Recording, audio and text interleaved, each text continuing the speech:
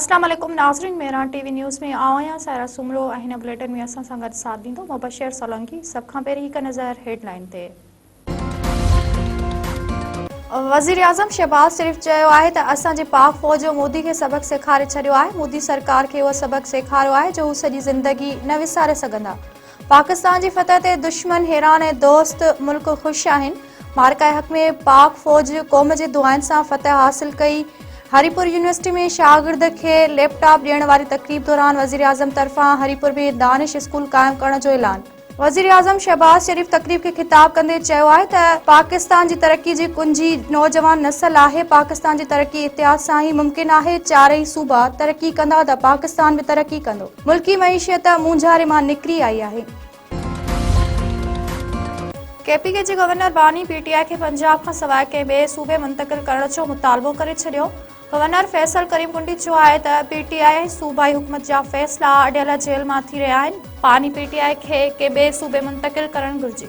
Governor राज जो दारोमदार सूबाई हुकूमत जे रवैये ते आहे। पेशावर में तकरीब खे ख़िताब कंदे फैसल करीम कुंडी चयो आहे त केपीके जे मजमूई सूरतहाल तबाही जो शिकार आहे। गैर कानूनी सरगर्मियुनि खे कानून जो हिसो बणाइण बर्दाश्त जोॻो नाहे।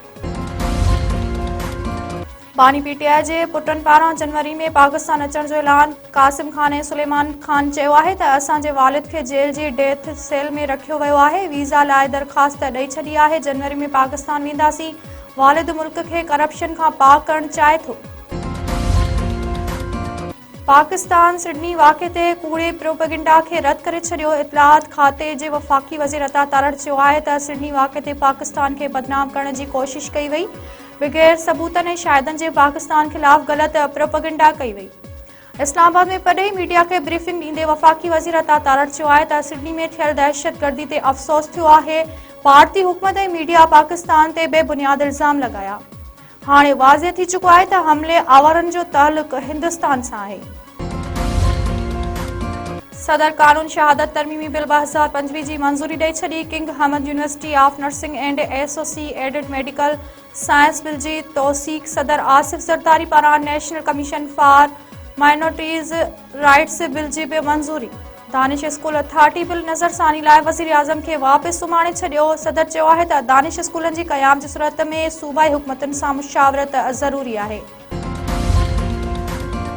जाली फिटनेस सर्टिफिकेट इस्तेमाल कंदड़ ट्रांसपोर्टरनि जी गाॾियुनि जा रूट परमिट रद्द करण जो मुतालबो। सीनियर वज़ीर शहजिल मेमन चयो आहे त कुझु ट्रांसपोर्टरनि कार्रवाई खां बचण लाइ एजेंटनि ज़रिए जाली फिटनेस सर्टिफिकेट ठाराए वरिता आहिनि। जाली फिटनेस सर्टिफिकेट न रुगो कानून जी भञकड़ी पर अवामी तहफ़ुज़ लाइ बि वॾो ख़तरो आहे। इंसानी ज़िंदगियुनि सां खेॾण जी कंहिंखे बि इजाज़त न ॾिनी वेंदी।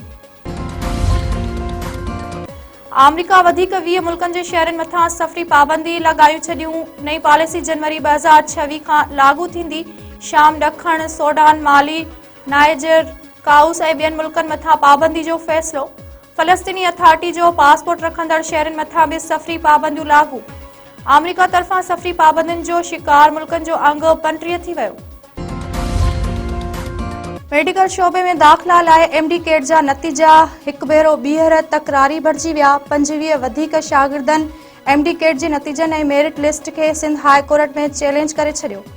सिंध हाई कोर्ट सूबाई हुकूमत IBS सखर ऐं ॿियनि लाॻापियल धुरियुनि खे नोटिस जारी कंदे 22 डिसंबर ते जवाब तलब करे वरितो। दरख़्वास्त गुज़ार शागिर्दनि जे वकील मोहम्मद नवाज़ ॾाहिरी मौक़िफ़ अख़्तियार कयो आहे त ताज़ो 2025-26 लाइ वरितल टेस्ट जी मेरिट लिस्ट में कानून जी भञकड़ी कई वई आहे। कानून मूजिब गुज़िरियल साल वारी लिस्ट तहत 10% मार्कुनि कटौती करणियूं हुयूं जेकी हिन साल जी मेरिट लिस्ट में नाहिन कयूं वियूं। मेरिट लिस्ट खे कलअदम करार ॾेई फ़ैसिले अचण ताईं इदारनि खे मेरिट लिस्ट जारी करण खां रोकियो वञे। सरकारी खातनि में 1 खां 4 ग्रेड जूं नौकरियूं ॾियण जो हुकुम। Sindh high court Sukkur bench में सखर डिवीज़न जे उम्मीदवारनि जी दरख़्वास्त ते ॿुधणी। वकील रुखसार जूणे जो अदालत खे ॿुधायो त मेरिट ते पूरो लहण बावजूदि उम्मीदवारनि खे सरकारी नौकरियुनि में नज़रअंदाज़ कयो वियो आहे। अदालत 2 महीननि अंदरि उम्मीदवारनि खे सरकारी खातनि में नौकरियूं ॾियण जो हुकुम ॾेई छॾियो। हिंगोरजा वेझो रोड हादसे में मोटरसाइकिल सवार 3 ॼणा फौत थी विया। क़ौमी शाहरा ते कोच जो टक्कर लॻण सबबि मोटरसाइकिल ते सवार दरिया ख़ान ॾाहिरी, सरवर ऐं नसरुल्ला ॾाहिरी फौत थी विया। इस्पताल मां ज़रूरी कार्रवाई बैदि लाश घर पहुचण ते वाटसन में कोहराम मची वियो। जामशोरे वेझो खौफ़नाक हादसे में औरत समेत 2 ॼणा फौत, 12 ॼणा ज़ख़्मी। पेटारो लिंक रोड ते विन सुस्किन ऐं ख़ानगी स्कूल जे कोस्टर विच में टक्कर थी पियो। हादसे में रियाज़ कासियल ऐं मिसबात नसीमा मला फौत। ज़ख़्मी थियल 12 ॼणनि में स्कूली ॿारहा भी शामिल। नाज़ुक हालत में अस्पताल मुंतकिल। वॾे वज़ीर सैयद मुराद अली शाह रोड हादसे में औरत समेत 2 ॼणनि जे फौत थियण जो नोटिस वरितो। ज़ख़्मियुनि खे बेहतर तबी इमदाद फराहम करण जी हिदायत। सैयद मुराद अली शाह चयो आहे त इंसानी जान खां क़ीमती का बि शइ नाहे। ड्राइविंग कानून जी पाबंदी ते सख़्ती सां अमल दरामद कयो वञे। ज़ख़्मियुनि जे वारसनि सां राब्ता ऐं मुतासिर ख़ानदाननि सां भरपूर तावन कयो वञे। बांडी वेझो रोड तां नौजवान जो गोली लॻल लाश हथ। मोरो बांडी रोड तां मनहड़ो जे रहवासी नौजवान आसिफ उर्फ नन्नो पठाण जो लाश मिलियो।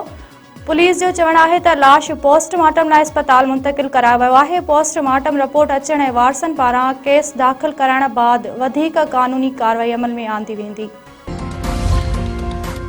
फरीदाबाद भरिसां गरजी भित किरण सबबि पीरसन दबजी फौत। ॻोठ फैज़ मोहम्मद दरियाणी चाडियो में गरजी भित किरी पई। 60 वरियनि जो अमीर बख्श चाडियो दबजी ज़ख़्मी थी पियो। लाड़काणे अस्पताल में दम ॾिनाई।